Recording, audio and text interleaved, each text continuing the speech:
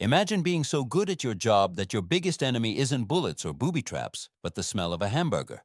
In the dense jungles of Vietnam, Australian SAS soldiers made a shocking discovery that would save their lives. American combat rations, those convenient metal tins filled with beef stew and cigarettes, were leaving an invisible trail straight to enemy noses. And in a war where being detected meant death, the Australians did something radical. They refused to eat like their American allies. This is the true story of how the sense of smell became a weapon and why the elite soldiers of the Australian SAS would rather starve than open a can of meat. Vietnam, 1967. The jungle south of the demilitarized zone was a green hell where sounds traveled in strange patterns and visibility rarely exceeded 10 meters. Sergeant Mark Webb, call sign Spider, crouched behind a massive teak tree, his hand raised in a closed fist. Behind him, 5 men from his patrol froze instantly. They had been moving through this particular stretch of jungle for 4 hours without making a sound louder than a lizard's footstep. Spider's eyes scanned the vegetation ahead. Something was wrong. He couldn't see it. He couldn't hear it. But 30 years of hunting in the Australian outback had given him an instinct that went beyond the 5 senses. The jungle felt watched. 20 meters to his left, Trooper David Mitchell, known to everyone as Davo, was experiencing his first real patrol with the Special Air Service Regiment. At 22 years old, he'd passed selection, survived the brutal training, and earned the Sandy Beret. But nothing prepared you for this. The heat was suffocating. His uniform was soaked through with sweat that never dried. Leeches had found their way into his boots despite the repellent. And the silence was so complete that his own heartbeat sounded like a drum in his. He watched Spider's hand signal and went perfectly still, controlling his breathing the way they'd taught him. Spider moved his fingers in a complex series of gestures. Enemy close, very close. The patrol had been inserted 3 days earlier with a simple mission: move through this sector, observe Viet Cong movement patterns, avoid contact, and extract at a designated landing zone 12 kilometers. Simple on paper, suicidal in practice. The Viet Cong owned this jungle. They'd been fighting in it for 20 years. They knew every trail, every water source, every ambush point, and more importantly, they knew how to use their senses in ways that Western soldiers were only beginning to understand. Captain Richard Thompson had briefed them for insertion. Rich was a legend in the regiment. 3 tours in Borneo, 2 in Vietnam, and a reputation for bringing his men home alive. His briefing had been unusual. He'd spent less time talking about weapons and tactics, and more time talking about something that seemed almost absurd: smell. Rich had told them about an incident 2 months earlier. A New Zealand SAS patrol had been compromised and nearly wiped out. The official report blamed bad luck and good enemy tracking, but Rich had talked to the survivors. They'd told him something the official report left out. The Viet Cong scout who'd found them had been moving upwind. He'd detected them before he saw or heard them. He'd smelled them. At first the idea seemed ridiculous. How could anyone smell a human being in a jungle full of rotting vegetation, animal waste, and stagnant water? But Rich had done his research. He'd talked to the Montagnard tribesmen who worked as guides for the Australian forces. They'd confirmed it. Western soldiers, particularly Americans, had a distinctive smell. It wasn't body odor in the traditional sense. It was deeper than that. It came from their diet. Americans ate beef, pork, processed cheese, chocolate, and white bread. Their bodies metabolized these and excreted the byproducts through sweat. In a jungle where the local population survived on rice, fish, and vegetables, that Western diet created an olfactory signature that was completely foreign, completely detectable. The Montagnard guides had described it in blunt terms. Americans smelled like meat and vitamins. It was a sweet, slightly rancid odor that clung to their skin and equipment, and it was strongest after they'd been eating their standard combat ration. The C rations that every American soldier carried were packed with beef stew, ham and lima beans, spaghetti with meatballs, and accessory packets full of cigarettes, coffee. Good for morale, good for energy, terrible for stealth. Rich had made a controversial decision. His SAS patrols would not use American rations. Instead, they would carry minimal food: rice, dried fish, local fruits when available. They would eat cold meals, no fires, no cooking smells, and they would avoid anything with a strong protein odor. Some of the men had thought he was crazy, but Rich had made it an order. Your nose can kill you in this jungle. Control what goes into your body, or the enemy will control what happens to it. Spider had followed those orders religiously. His pack contained rice cakes wrapped in plastic, dried fish that had been processed without salt to reduce smell, and water purification tablets. That was it. He'd been eating this way for 6 weeks now and had lost 8 kilograms, but he was alive, and his patrols had maintained their cover through situations where other units had been compromised. He'd become a believer. The problem was, not everyone had. Davo had been issued the same rations as the rest of the patrol, but 3 days in the jungle on rice and fish was taking its toll. He was hungry in a way he'd never experienced. It wasn't just discomfort. It was a grinding, constant ache that made his hands shake and his mind wander. The night before, at their lying-up position, he'd made a decision that would nearly cost them everything. He'd brought along 3 cans of American sea rations, just as a backup, just in case. He'd quietly opened 1 can of beef stew while the others were setting watches. He'd eaten it cold, directly from the tin, and buried the evidence. It had tasted like heaven, and he'd thought no one would notice. Now, crouched in the jungle with Spider signaling enemy close, Davo's stomach was churning. Not from hunger from fear. Because 12 hours after eating that beef stew, his body was processing. His sweat had changed. He could smell it himself. A slightly sweet, meaty odor that cut through the jungle's natural. And if he could smell it, so could the enemy. Spider was moving again, this time more urgently. He gestured for the patrol to shift direction, angling away from whatever threat he'd sensed. They moved in textbook fashion, each man covering a different arc, weapons ready, footsteps silent. Davo tried to focus on his spacing and his sector of fire, but his mind was racing. Did Spider know? Could the others smell him? Worse, had the enemy already picked up his scent? The answer came 5 minutes later. A burst of AK-47 fire ripped through the canopy above their heads. The Viet Cong had found them. Spider went to ground, his hand slashing out the signal for immediate action. The patrol scattered into a defensive position, each man taking cover behind the nearest solid tree. Davo's heart was hammering so hard he thought it might burst. This was contact, real contact. Not a training scenario, but live fire from an enemy that wanted them dead.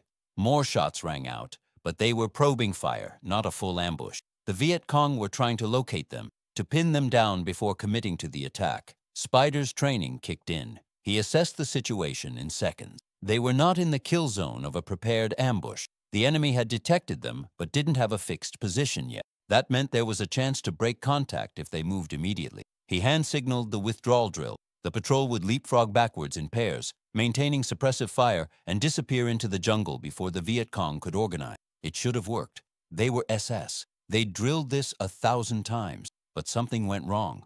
As the patrol pulled back, the enemy fire didn't decrease. It followed them, not randomly but with purpose. The Viet Cong were tracking them through the jungle even though visibility was near zero and the SS were making no sound. They were following something else. They were following the scent. Spider realized it as they moved. One of his men was compromised. Someone had broken protocol, and the enemy could smell them. He wanted to scream with frustration, but there was no time. They had to break contact first and deal with the breach later. He made a split-second decision. He pulled a smoke grenade popped it, and threw it perpendicular to their line of retreat. The thick-colored smoke billowed through the jungle, creating a visual screen, but more importantly, overwhelming the olfactory environment. The sharp chemical smell of the smoke grenade would temporarily mask any biological sense. It worked. The enemy fire grew confused, less directed. The patrol used the confusion to put distance between themselves and the contact point. They moved fast now, sacrificing perfect silence for speed, crashing through undergrowth and splashing across a narrow stream. After 20 minutes of hard movement, Spider called a halt. They set a hasty defensive position in a thick stand of bamboo and waited, weapons trained on their back trail. No one followed. The contact was broken. For 5 minutes, nobody moved. They listened to the jungle, waiting for any sign of pursuit. When Spider was satisfied they were clear, he looked at each man in turn. His eyes were cold. Someone had screwed up. And in the SAS, mistakes got people killed. He pointed at Davo and then pointed to his own nose. The gesture was unmistakable. You smell wrong. Davo felt his face flush with shame and fear. He nodded slowly. Spider's expression didn't change. When they extracted, there would be consequences. But first, they had to survive. The patrol remained in the bamboo thicket until nightfall, then moved to an alternate extraction. They called in the helicopter using brief coded transmissions and were pulled out just after midnight. The flight back to base was silent. Nobody spoke. Nobody looked at Davo. When they landed at Nui Dat, the main Australian base, Spider went directly to Captain Thompson's tent. The debrief took 2 hours. When it was over, Davo was called in. Rich Thompson was not a man who shouted. He didn't need to. His reputation did the shouting for him. He sat behind his field desk, looking at Davo with an expression that was somehow worse than anger, disappointment. He asked one question: "Did you eat American rations?" Davo wanted to lie. He wanted to make an excuse, but this was the SAS. "You didn't lie to your officer." He admitted it. "1 can of beef stew. That was all." Rich nodded slowly. 1 can. That's all it took. He explained what had happened from a tactical perspective. The patrol had been moving through a known Viet Cong area. They'd been practicing perfect noise discipline and visual camouflage, but a Viet Cong scout, moving upwind, had detected an anomalous scent: Western protein, beef. The scout had alerted his squad. The squad had moved to intercept. They'd been tracking the patrol by smell for possibly an hour before making contact. Only Spider's quick thinking with the smoke grenade had saved them. Rich let that sink in for him, then continued. "In Borneo, we fought the Indonesians. Professional soldiers with professional training. You could make some mistakes and survive because they made mistakes too. But here, the Viet Cong have been living in this jungle their whole lives. They're not better soldiers than us in a tactical, but they're better at being part of this environment. They can smell rain coming hours before it hits. They can taste water and tell you which stream it came from. And yes, they can smell the difference between a man who eats rice and a man who eats beef. If you ignore that reality, you will die. And worse, you'll get your mates killed." Davo was removed from patrol duty for 2 weeks, not as punishment, but as a metabolic reset. Rich put him on a strict diet of local food, supervised by one of the Montagnard guides: rice, vegetables, small amounts of fish, no Western food at all. The idea was to change his body chemistry, to let the American protein cycle out of his system. It was humiliating. While the rest of his squadron was running operations, Davo was sitting at base camp eating rice balls and being lectured on jungle ecology by a 60-year-old tribesman who spoke 3 words of English. But the experience changed him. The Montagnard guide, whose name was Lin, took his education seriously. Lin had been working with Australian forces for 3 years and had developed a deep respect for them. Unlike the Americans, who often treated the indigenous people as simple laborers, the Australians listened. They learned. Lin taught Davo how to move through the jungle using scent as a tool rather than a liability. He showed him how to identify plants that could mask human odor, how to rub crushed leaves on his skin and equipment to blend with the natural environment, how to read the wind and position himself so that his scent would blow away from likely enemy positions. Most importantly, Lin confirmed what Rich had been saying. The Viet Cong absolutely used smell as a tracking method. It wasn't supernatural or even particularly unusual. It was just a skill that people developed when they lived close to nature. Lin himself could identify individual soldiers by their scent after working with them for a few. He could tell which men ate a lot of sugar because their sweat had a sweet undertone. He could tell which men smoked cigarettes because the nicotine came through their pores.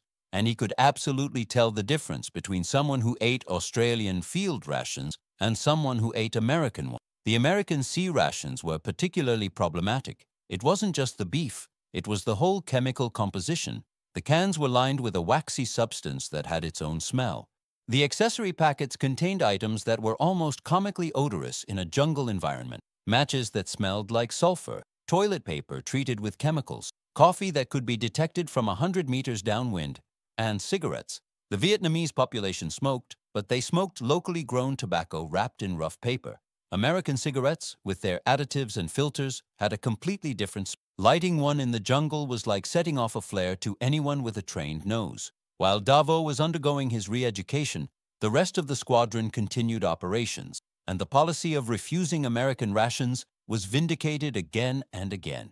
Other units, particularly the Americans themselves, were suffering ambushes at a higher rate. The Viet Cong seemed to have an uncanny ability to find American positions even when visual and sound discipline. Intelligence reports from captured enemy soldiers confirmed what Rich had suspected. The Viet Cong were actively training their scouts to use smell as a primary tracking method. They'd identified the olfactory signature of Western soldiers and were exploiting it. One captured document, translated by Australian intelligence, outlined the training program. Viet Cong scouts were taught to identify different types of foreign soldiers by scent.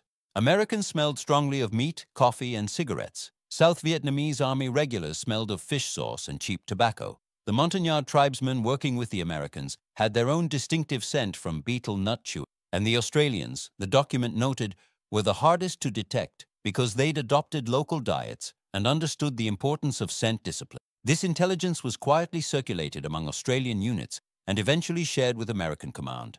The response was mixed. Some American officers took it seriously and started implementing scent discipline protocols.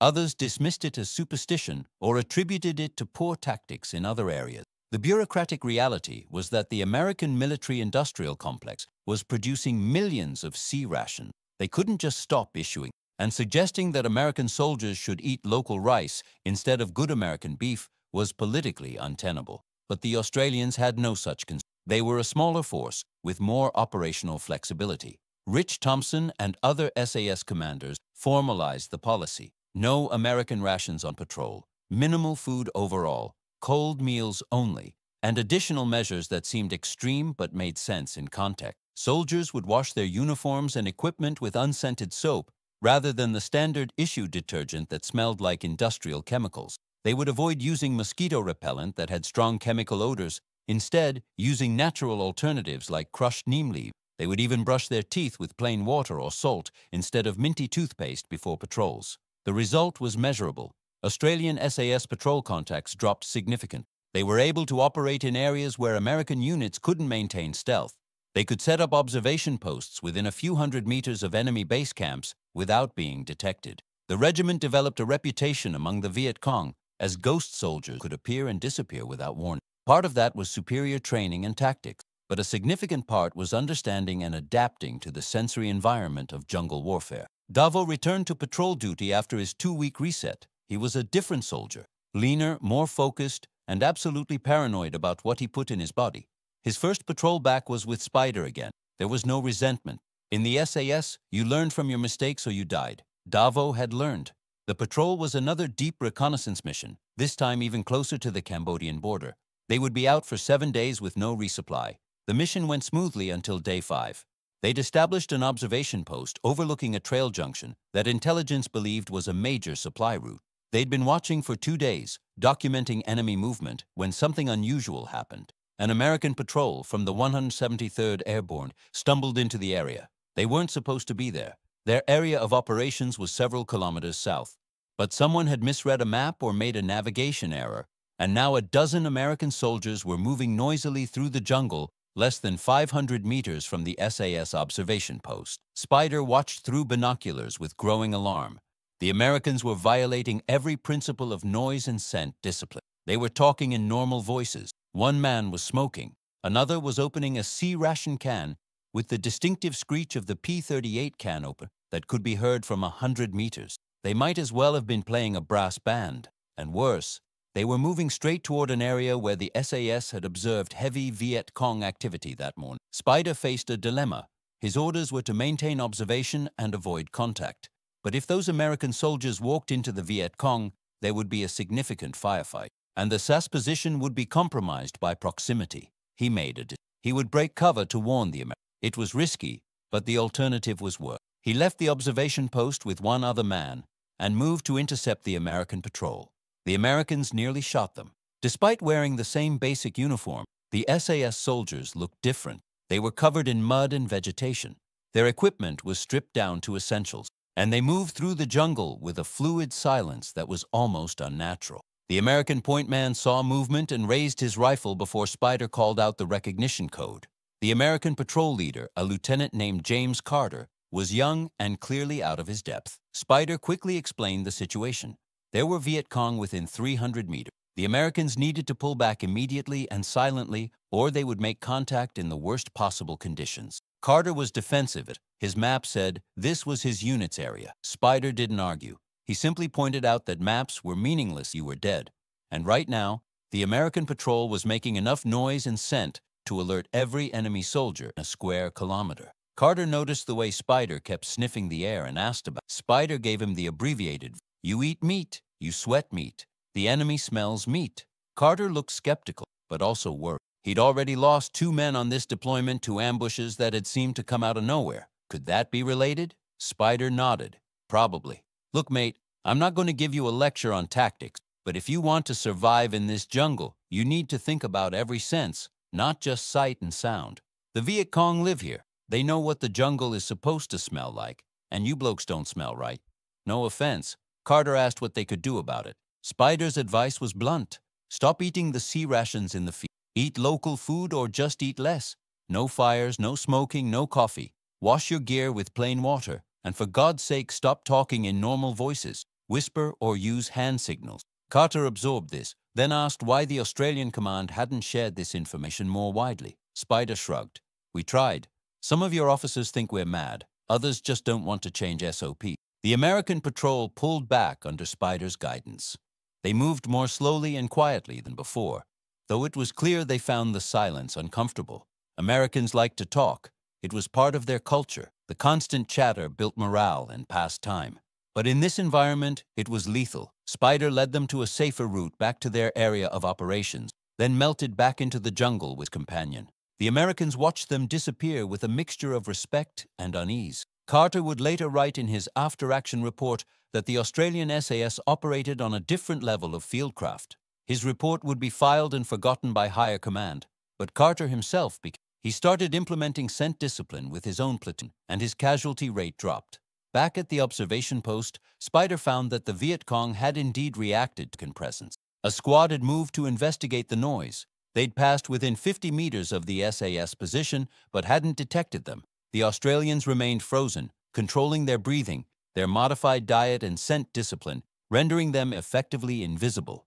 After the enemy patrol moved on, the SAS continued their observation for another 2 days before extracting. The debrief back at Nui Dat included an interesting revelation. Intelligence had been tracking engagement patterns across different units. Australian SAS patrols were in contact with the enemy at about 1/3 the rate of equivalent American reconnaissance units operating in similar areas. That wasn't because the Australians were avoiding combat.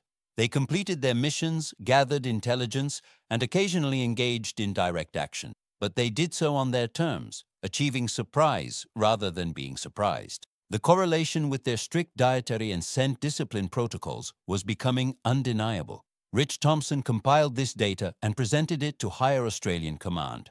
His argument was simple. We've accidentally discovered a significant tactical advantage. We need to institutionalize it and share it with allies who will listen. The Australian military agreed.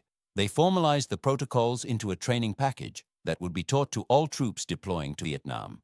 The package included practical instruction on jungle movement, scent discipline, dietary modification, and sensory awareness. It wasn't just about avoiding detection. It was about understanding that modern warfare in a jungle environment required reverting to very ancient skills. The ability to read wind, to understand how smells travel through different types of vegetation, to modify your body chemistry through diet. These were skills that humans had used for thousands of years as hunters. They'd been forgotten by modern military forces that relied on technology and firepower.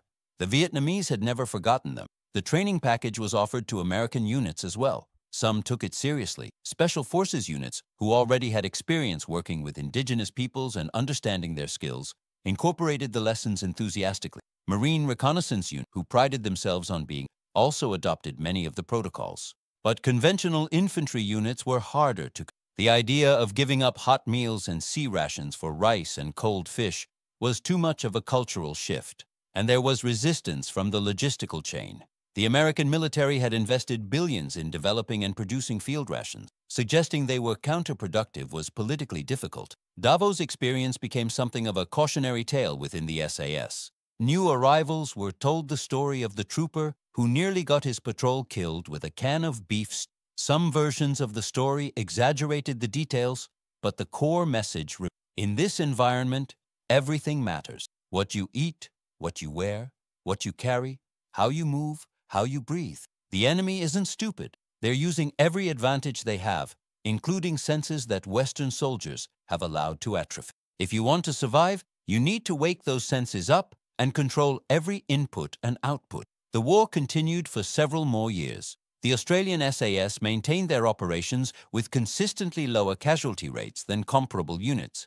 They earned a fearsome reputation among both allies and enemies. After the war, when veterans began sharing their experiences more openly, the story of the ration refusal became more widely known.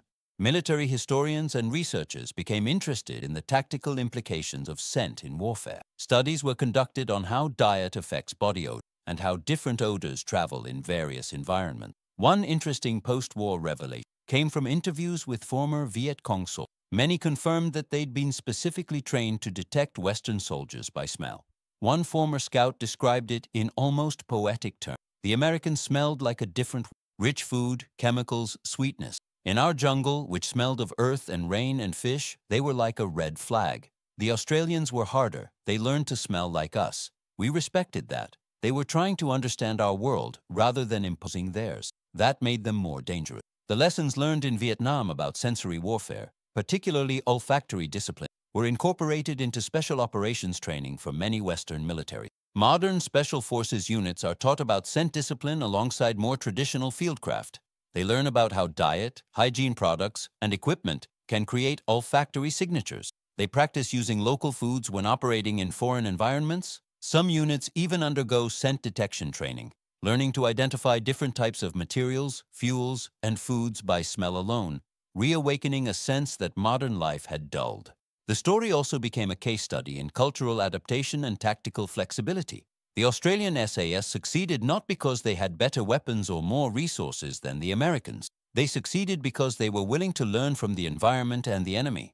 They recognized that their Western assumptions about warfare didn't fully apply in the Vietnamese jungle. They adapted. They learned from indigenous allies. They suffered through uncomfortable dietary changes and gave up small comforts in exchange for survival advantage. And they didn't let pride or bureaucracy prevent them from acknowledging and fixing their vulnerabilities. For Davo, the experience defined his military career. He served 2 more tours in Vietnam, eventually becoming a patrol commander himself. He never forgot the lesson of that 1 can of beef stew. In his later training of new SAS recruits, he would tell them the story with brutal honesty. He'd describe the shame of knowing his mistake had nearly killed his teammates. He'd explain how the smallest violation of discipline can cascade into disaster. And he'd emphasize that in special operations, there was no such thing as too much attention to detail. Your equipment, your movement, your appearance, your sound, your smell, everything had to be controlled and minimized. The enemy was always watching, always listening, and yes, always smelling. The legacy of this period in SAS history extends beyond just military tactics. It's a reminder that technology and firepower alone don't win wars, especially counterinsurgencies and guerrilla conflicts. Understanding the human element, the environment, and adapting to local conditions mattered just as much. The Viet Cong weren't primitive fighters who got lucky. They were sophisticated tacticians who used every tool available to them, including senses and skills that modern armies had largely forgotten. The Australian SAS succeeded because they recognized this and responded not with contempt, but with respect and adaptation. Today, if you talk to veterans of the Vietnam War, particularly those who served in special operations units, many will confirm the importance of scent discipline. Some will share stories similar to Davo's, of lessons learned the hard way. Others will describe the strange experience of teaching their bodies to process different foods, of learning to trust their noses again, of understanding that warfare is fundamentally about information and deception across all senses, not just the ones we typically prioritize. The smell of beef, something we associate with comfort and home, became a death sentence in the Vietnamese jungle. Not because beef is inherently dangerous, but because in context, in an environment where it didn't belong, it was an anomaly. And in warfare, anomalies get you killed. The Australian SAS understood this. They made the hard choice to refuse the convenient, familiar ration and instead embrace discomfort and adaptation. That choice saved lives. It gave them an edge in an incredibly hostile environment, and it taught a lesson that remains relevant today. Success in any challenging environment requires understanding all the variables, even the ones that seem small or insignificant. Sometimes, survival comes down to understanding something as simple and primal as smell. If you found this story fascinating, make sure to subscribe to the channel for more untold military history. Drop a like if you learned something new today, and let me know in the comments what other hidden tactics from history you'd like me to cover. Thanks for watching.